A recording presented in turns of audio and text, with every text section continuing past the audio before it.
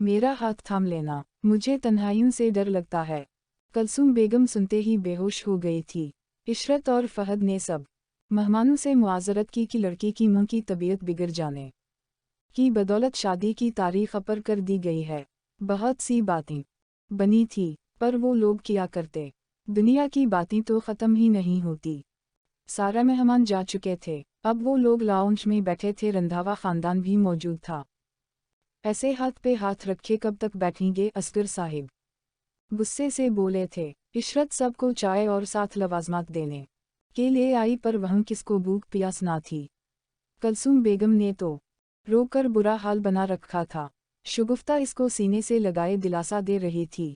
मैंने इंस्पेक्टर से बात कर ली है, फहद ने बताया। हारिश वो जिसका अभी सब नाम ले रहे थे, इसका फ़ोन नंबर दो और एक फ़ोटो भी व्हाट्सएप करो। मैं अभी सारी इन्फॉर्मेशन निकलवाता हूँ। साकिब ने चश्मा ठीक करके जल्दी से कहा। हारिश ने फ़ोन नंबर दे दिया, पर अब वो कहाँ है ये कोई नहीं जानता। 8 साल से वो वापस नहीं आया, हारिश के पापा ने कहा। पर भाई साहिब तहकीकात तो करनी चाहिए ना, हमारी जवान बेटी ला पता है शादी दरमियान में ही रुक गई। लोग तरह तरह की बातें कर रहे हैं। कलसूम रोते हुए बोली।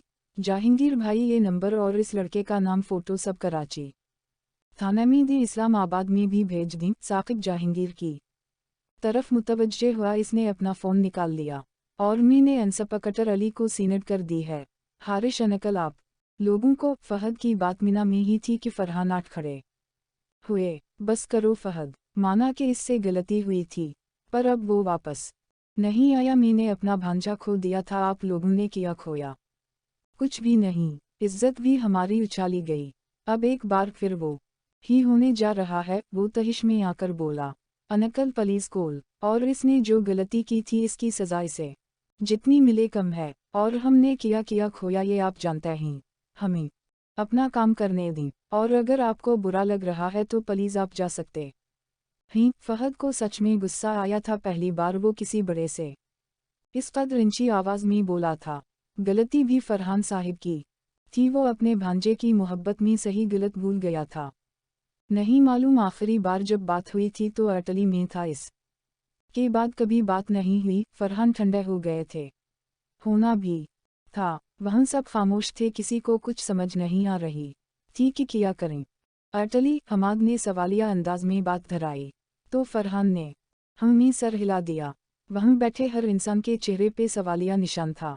ज़हीन में बहुत सारे सवालात थे। अब हम इसे कैसे ढूंढेंगे? इशरत ने फहद से सवाल किया। इशरत रो रही थी। फहद ने बेबसी से इसे देखा। बेटा तुम फ़िक्र ना करो, तुम्हारे लिए टेंशन अच्छी नहीं है, बच्चे पे बुरा असर पड़ेगा। चलो मेरे साथ। शगुफ्ता ने इशरत को थाम लिया। फहद ने हमें सर हिलाया तो इशरत अंदर चली गई। मेरे बच्चों को अगर मेरे गुनाहों का इल्म हो तो क्या करेंगे? सफ़र ने इन चारों को देखा। इधर से इधर चल रहे वो चारों पता नहीं कहाँ कहाँ कालिज कर रहे थे। वो वहाँ पहुँच रहे थे जहाँ जहाँ तक इन की पहुँच थी। सितारा सितारा सितारा सितारा सितारा। अफ़ी ये नंबर और फ़ोटो देखो, फ़हद ने भेजी है। इसका कहना है इस लड़के का नाम है बाज़फ। आसाम ने फ़ोन अफनान की तरफ बढ़ा दिया। इसने अगर मेरी माशी को कोई नुकसान भी पहुंचाया तो मैं इसे कभी मुआफ़ नहीं करूंगा। आसाम ने भीगे हुए लहजे के साथ कहा। आसाम वो मिल जाएगी, परेशान ना हो। अफनान ने आसाम को दिलासा दिया था। वो सर थामकर बाहर देखने लगा। आप मेरा साथ कभी नहीं छोड़ेंगे, वदा करें? आसाम के कानूनी माशी के फिक्र टकराए। आसाम आप मुझसे निकाह करेंगे ना? एक और जुमला कानू सैतीर की तरह टकराया था।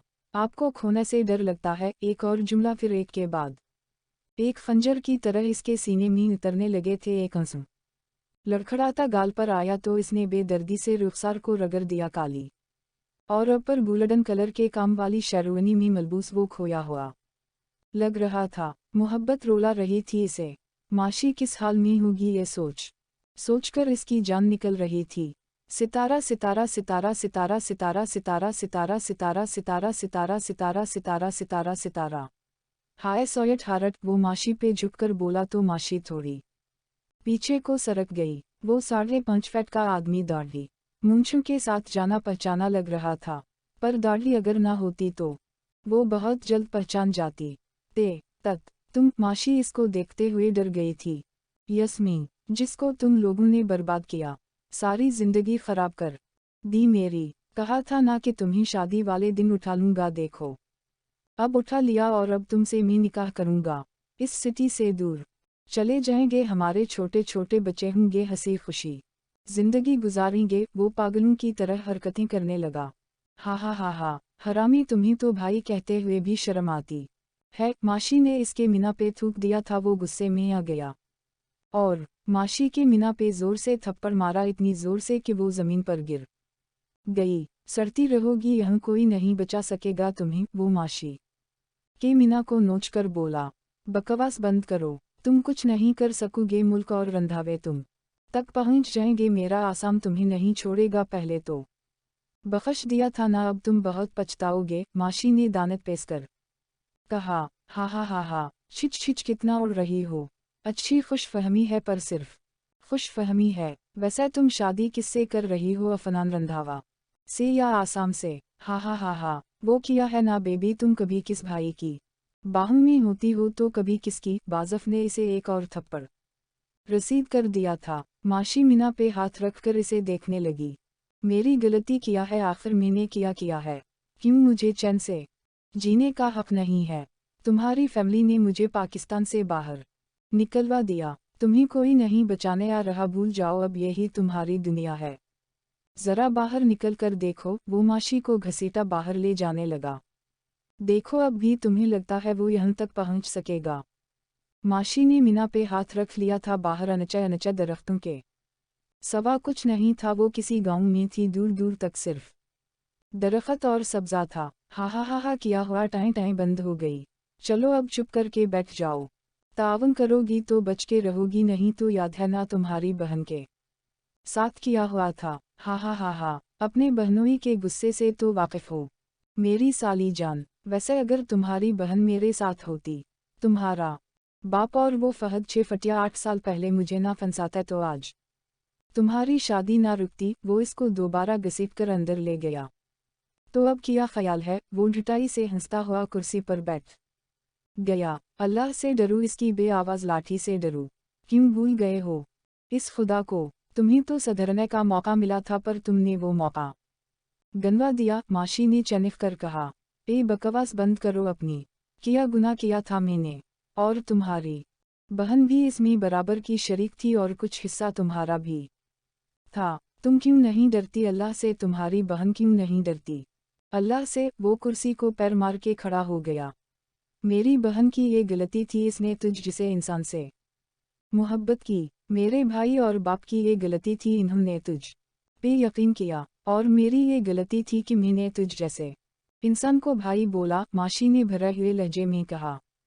हा हा हा हा, 100 वाट। ओके, अब चीखने चलाने की कोशिश भी मत करना। बाजफ राजपूत की रियासत में मौजूद हो तुम, यहाँ कोई बचाने नहीं आएगा तुम्हें। वो किकर बाहर की तरफ बढ़ गया। पुलिस, दरवाज़ा खोलो। बाजफ ने दरवाज़े को बाहर से ताला लगा दिया। चुप करके बैठ जाओ, मैं अभी वापस आ रहा हूँ मेरी साली जान। हा हा हा, बाजफ कह लगाता दूर चला गया। या अल्लाह, मेरी मदद फरमा। माशी हाथ जोड़कर बैठ गई। लाल जोड़ा देख, इसका दिल भर आया, जी भर के रोई वो। दिल इतनी जोर से धड़कने लगा था कि खुद डर के मारे कानों पे हाथ रख लिए। आसाम को दौल्हा बनने देखने की ख्वाहिश पूरी नहीं हुई थी। काफ किया, वाकई ही मुझे कोई नहीं बचा सकेगा। और मैं यहाँ, इसने चारों तरफ देखा और आटकर अपर को भागी। शायद कोई रास्ता मिल जाए। हर कमरे के दरवाजों को ताला लगे थे। वो मायूस होकर फिर से बैठ गई। आसाम प्लीज आ जाओ, अगर मैं यहाँ रही तो पता नहीं ये क्या करे गा। माशी ने माथा पिटी उतार कर फेंक दी और फिर से रोने लगी। दौल्हन का जोड़ा इसके लिए खुशियाँ नहीं लेकर आया था। 65 इसकी आंखों में आंखें डाले खड़ा था। माशी के पास रोने के अलावा कोई दूसरा रास्ता नहीं था। गलती इसकी नहीं होती थी, फिर भी वो बार बार फंस जाती थी, क्योंकि जिस चीज़ से हमें डर लगता है वो डर हमारा पीछा नहीं छोड़ता। सितारा सितारा सितारा सितारा सितारा सितारा सितारा सितारा सितारा सितारा सितारा सितारा सितारा सितारा सितारा। आसाम कुछ खा लो प्लीज, ऐसे कैसे चलेगा? मीम मम, माशी मिल जाएगी। इसे ढूंढने के लिए हिम्मत की ज़रूरत है, हिम्मत रखो। अफनान इसके लिए खाना लेकर आया था, पर वो गाड़ी की सीट पर सर टकाए ऊँखी मंदे बेसब्र बैठा था। दिल में अथल पथल मची हुई थी। नहीं अफ़ी, मुझे भूख नहीं है। पता नहीं माशी कैसे हाल में होगी, तुम लोग जल्दी से खा लो, वो बोला तो लहजा भरा हुआ था। अफनान से इसका वो हाल देखा नहीं गया, भागकर एक तरफ चला गया। आज मुझे तो कोई और ही अफ़ी नज़र आ रहा है। खुद परेशान है पर दूसरों को दिलासा दे रहा है। सागर ने इसकी तरफ बोतल बढ़ा कर कहा। अफनान ने नफ़ी में सर हिला दिया। इसे थोड़ी देर देखता रहा, फिर एकदम इसके गले लगकर रोने लग गया। मी चाहा के भी कुछ नहीं कर सकता यार, मेरा दिल कर रहा है मी माशी को कहीं से भी लाकर सामी को दे दूं। इसने आसाम पे नज़र डाली, जिसका वजूद अंधेरे में ढल चुका था। फ़ोन पे माशी की तस्वीर और फ़ोन की स्क्रीन पर गिर रहे इसके आंसू अफनान को बहुत तकलीफ दे रहे थे। वो सुलझा समझदार आसाम नहीं लग रहा था। तुम खुद तो कुछ खा लो, सागर ने फ़क्र-मंदी से कहा। नहीं भूख नहीं है, चलो चलते हैं। अफनान सर दबाता गाड़ी की तरफ बढ़ गया। वो मिल जाएगी ना, आसाम ने लाल होती आंखों से अफनान को देखकर कहा। तो वो कुछ ना बोल सका, बस हमी सर हिलाकर गाड़ी स्टार्ट की। दिन से रात हो गई थी, पर किसी को कोई खबर ना थी कि वो कहाँ है। पुलिस भी अपनी पूरी कोशिश कर रही थी, पर हर कोशिश नाकाम हो रही थी। सितारा फहद, ये बाज़फ कौन है और माशी को क्यों उठाएगा? साकिब ने तजस्सुस आमेज़ अंदाज में सवाल किया। वो लोग मुल्क हाउस में ही थे। साकिब और फहद इंस्पेक्टर अली को मिलकर आए थे। इसने कहा, अभी कुछ पता नहीं चला हूँ, पर बाज़फ पाकिस्तान में है ये पता चल गया था, और शक यकीन में बदल गया था। बाज़फ राजपूत अनकल फरहान का भांजा है। माँ बाप का साया सर से उठा तो अनकल इसे अपने पास ले आया। हमसे बड़ा है और आप ही का हम उम्र के साथ साथ पढ़ते थे दोनों। हम खूब मौज मस्ती किया करते थे, सगे भाइयों की तरह समझा था, पर इसने हमारी पीठ में खंजर मारा। फहद पल भर सांस लेने को रोका। ईशा आपी यानी माशी और हमारी बड़ी बहन इस हरामी से मोहब्बत कर बैठी थी। वो हर संडे को यहाँ आता था, फिर वो दोनों मिलने लगे। मामू ने घर से निकलने की माशी मी और इशरत स्कूल के स्टूडेंट थे और वो दोनों कॉलेज के, तो वो मिलने लगे थे। फिर आपी रात को भी जाने लगी थी। फहद ने सर झुका लिया, और फिर मोमानी को इस बात की खबर हुई तो इन्होंने मामू से कुछ नहीं कहा और ईशा आपी को समझाया, पर वो नहीं रोकी। क्यों कि वो बहुत आगे निकल चुके थे। माशी 12-13 साल की थी। इस के दिमाग पे इस सब का बहुत गहरा असर हुआ था। मोमानी और ईशा आपी की लड़ाई और ईशा और बाज़फ के गलत इरादों के बारे में इसने एक दिन सुन लिया था। बच्ची थी, ज़्यादा पता नहीं था, फिर भी जो समझी इसने मोमानी को बता दिया। मोमानी ने मामू से बात करके शादी पक्की कर दी। शादी हो गई, पर वो बगैरत इंसान हमारे आपी का बहुत बुरा हाल किया। फहद बोलते बोलते थक चुका था। मतलब? साकिब ने तज्जुब से पूछा। एक साकिब था जिससे वो हर बात शेयर कर सकता था। मतलब वो स्मगलर था, हीरोइन, चरस वगैरह का काम करता था, और आपी को इसने मोहब्बत की यार में पहले तो अपने कारनामों का हिस्सा बनाया, और फिर ड्रग्स देने लगा। पहले तो वो धोखे से देता था, आहिस्ता आहिस्ता आपी को ऐसी आदत पड़ी, रेगुलर लेने लगी। माशी को एक दिन आपी साथ ले गई शॉपिंग के लिए। वो बची थी, पर इतनी भी नहीं कि समझती ना। इसने बाज़फ और आपी के दरमियान जो बातें हुई, जो कुछ हुआ, देखा, हमें नहीं बताया कि किया देखा, पर डर गई थी वो। हम समझ गए बहुत बड़ी बात होगी, बस इतना कहा था। बाज़फ भाई अच्छे नहीं हैं। माशी के दिमाग पर परेशानियों का असरात बढ़ते गए। शुरू से ही वो बहुत एहसास थी। इसे डर लगता था हर वैसा इंसान से जो बाज़फ जैसा था। वो डर अब तक इसके दिल में था, और अब आपी की गलतियों की सज़ा इसे मिल रही है। फहद कुर्सी पर गिर गया। इसकी आंखों के सामने वही माशी का डरता मासूम सा चेहरा आ गया था। साकिब ने इसके कंधे पर हाथ रख दिया। मैंने मोमानी से बात की, ये तो तुम्हें पता है, असगर मामू शुरू से बहुत गुस्से वाले थे, और वो घर में कभी नहीं रहते थे, और जब भी आते थे चुपचाप इस कमरे में बंद होकर रहते थे। फहद ने नीचे की तरफ इशारा किया, और मोमानी ने जब आपी से बात की तो वो साफ मत कर गई, और इस कमीने ने माशी को बहुत डराया। आपी ने भी माशी को डांटा। माशी आपी को देखते ही छप जाती थी, और हमने आखिर मामू से बात कर ली। मामू इसके कारनामों को दुनिया के सामने ले आए। इसने मामू को धमकियां दी थी, बदनामी इनका नसीब बनेगी, और इन्होंने अपनी और आपी की तस्वीरें लेकर दी। आपी का नाम भी ले लिया कि वो इसकी बिजनेस पार्टनर हैं। आपी ने भी एक्सेप्ट कर लिया। आपी को जेल हो गई, बहुत इज्जत उछाली गई, पर बहुत जल्द ही आपी को बेगुनाह साबित कर दिया मामू ने। फहद ने आंखें बंद करके खोली, गहरा सांस लेकर वो फिर से बोला। मामू पूरी तरह टूट चुके थे आपी से। मेरे मामूजाद ने शादी कर ली और वो हमेशा के लिए इंग्लैंड चले गए। वहाँ अच्छे डॉक्टर्स से चेकअप कराया आपी का, तो वो ठीक हुई। माशी को तब से अब तक इस बात का ही डर रहा, कभी इस के साथ इसकी बहन की तरह ना हो, कभी वो किसी लड़के के साथ नारमली पेश नहीं आती। इसने मान लिया था कि हर लड़का बाज़फ जैसा होता है, इनसे बच के रहना चाहे। मामू ने इस पे कोई पाबंदी नहीं लगाई थी, क्योंकि पाबंदियों से वो ही अंजाम होता है जो आपी का हुआ। पर फिर भी वो अकेली कहीं नहीं जाती थी, घर बंद होकर रह गई थी। पहले घर से स्कूल, और स्कूल से घर, फिर घर से कॉलेज, और कॉलेज से घर। इसे मी छोड़ने जाता था और लेने भी, पर इस्लाम आबाद इसे हमने बड़ी मुश्किल से भेजा था। वो पढ़ना चाहती है, बहुत ज़हीन है, पर डर इसका पीछा नहीं छोड़ रहा, जो आज भी इसके दिल में है। फहद और साकिब दोनों के रंग फीके पड़े हुए थे। साकिब चुपचाप फहद को सुन रहा था। इसकी गलती कोई नहीं थी, हम माना आपी की गलती थी, बहुत बड़ी गलती थी, पर ऐसा कब तक होगा किसी की गलतियों की सज़ा कोई और भगते। आपी अब खुश है, पर माशी इसकी नई जिंदगी की शुरुआत अभी हुई भी नहीं थी कि फहद आठ कर दीवार खड़ा हो गया। मैंने आपको कहा था सिक्योरिटी का इंतज़ाम करें।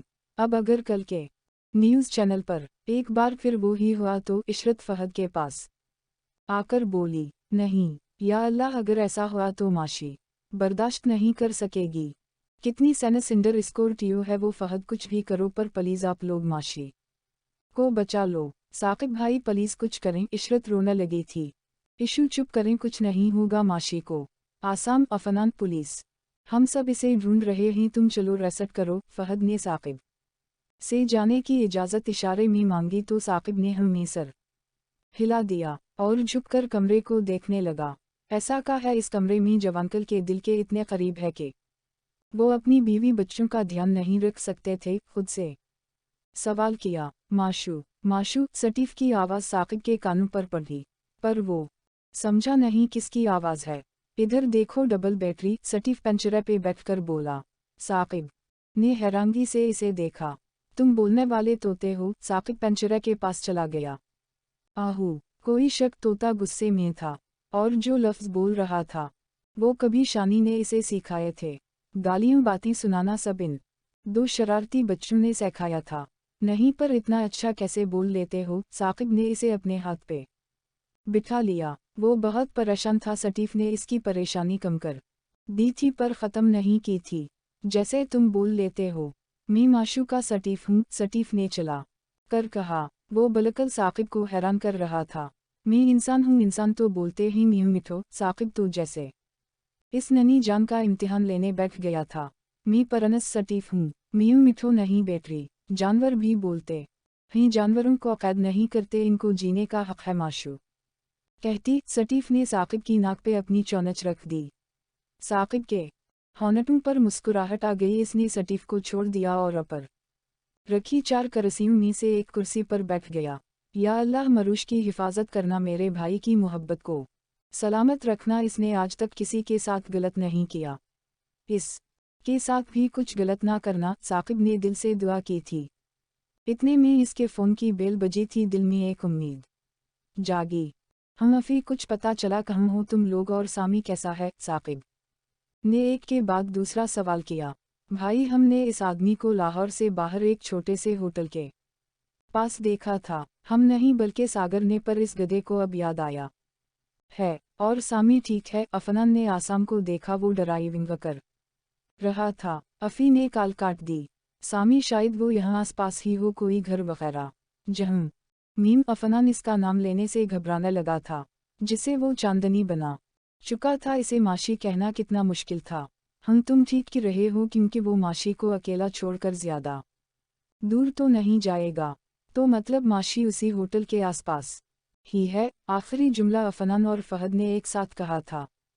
सूरज की पहली किरण के साथ माशी मेरे पास होगी। आसाम ने गाड़ी की स्पीड बढ़ा दी थी। वो देर नहीं करना चाहता था। इसे सुराख मिल गया था। सबा की क्यों रात के आखिरी खा तक अफनान ने चहककर कहा। आसाम मुस्कुरा दिया। इसकी मुस्कुराहट जानदार नहीं थी। सामी अगर इसे कुछ हो गया हुआ तो? सागर ने फकरमंदी से सवाल किया तो अफनान ने इसे खा जाने वाली नज़रों से देखा। आसाम का दिमाग फिर से गलत सोई पे अटक गया था। तुम बहुत खूबसूरत लग रहे हो सामी। अफनान ने इसका जायजा लिया। बिखरे बिखरे बाल, आंखों में नमी, होनटों को भेजे हुए दोनों हाथों को स्टीयरिंग पे जकरा शेरवानी के बटन बेतरतीब अंदाज मी खोले हुए थे। आसाम ने अपने बालों को पीछे किया और नफी मी सर हिलाकर बाहर देखने लगा और फिर से रोड पर देखा। वो खूबसूरत तो था ही, पर जब वो परेशान होता था तो शायद ज्यादा खूबसूरत लगता था। या अफनान लोगों को ऐसा लगता था। चलो अब तुम यहाँ आ जाओ, अफनान ने कहा तो वो उतर कर ड्राइविंग सीट छोड़ दी। अफी कहते हैं कभी कभी अंधेरे अंदर उतरते महसूस होते हैं। सच मुझे मेरे अंदर अंधेरे उतरते हुए महसूस हो रहे हैं। ऐसा लग रहा है मैं एक अंधेरा हूँ जैसे माशी कभी नहीं मिलेगी। वो इस चानक की तरह लग रही है मुझे, बहुत दूर, और मेरे दिल के बहुत पास इसकी रोशनी तो मुझ तक पहुँच रही है, पर वो मुझ तक नहीं है। आसाम ने सर सीट की पश्चात से टका दिया और आंसू जारी हो गए। वो कमज़ोर पड़ गया था। कौन कहता है मर्द कमज़ोर नहीं पड़ता? मर्द भी कमज़ोर पड़ जाते हैं जब इन के घर की इज्जत पे बात आए। वो अंदर से टूट रहा होता है पर फिर भी बाहर से मजबूत होता है। कौन कहता है मर्द रोते नहीं?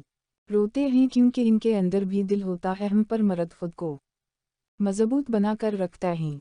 वो दुनिया को नहीं दिखाता, छपकर रोता है क्योंकि इसे मजबूत होना होता है। पता नहीं वो किस हाल में होगी। आसाम ने मीना पर हाथ रख लिए। वो ठीक होगी, फकर ना करो। अफनान ने गाड़ी रोककर इसे गले लगा लिया। इश्क इंसान को किया से किया बना देता है। ये आसाम जो कभी किसी लड़की को आंखा उठाकर नहीं देखता था, जब देखा तो काम से ही गया। ऐसा भी किया इश्क यार रांझा बना बैठा है। भूल गया है कि हम आज के दूर के नौजवान हैं। ऐसे आशिक बनकर रह गए तो पाकिस्तान का किया होगा? सागर ने नफी में सर हिलाकर सोचा। इसे यह कदम पाकिस्तान की फ़क्र होने लगी थी। लकी कुछ खाने को है? अफनान ने पीछे मिना करके पूछा। अफी मुझे भूख नहीं है, तुम गाड़ी चलाओ, मुझे माशी को ढूंढना है ना पुलिस कुछ कर रही है। आसाम ने सर को पकड़ लिया। भाई ने कहा है सेनेटरल ब्यूरो ऑफ इन्वेस्टिगेशन भी साथ है, शायद वो बहुत बड़ा कमना है। CBI डांट, बट लकी ने सर थाम लिया। ठीक कहा सामी, जहां पुलिस नहीं पहुंच सकती वहां CBI पहुंच जाती है। बहुत जल्द ही माशी मिल जाएगी। अफनान ने इसे देखा और फिर रोड पर देखकर ड्राइव करने लगा। वाकई ही ये पागल हो गए हैं। दोनों भाइयों को एक लड़की ने मजनू बना दिया है। अफिफ लकी ने आंखों को घुमा फिरा कर सोचा। गाड़ी होटल के सामने जा रही। होटल वालों ने इस आदमी के बारे में बताया कि वो कहीं जा रहा था। फोन पे मीडिया बदनाम वगैरह जैसी बातें कर रहा था। बहुत अजीब आदमी था। हम इससे आर्डर लेने गए तो भड़क उठा।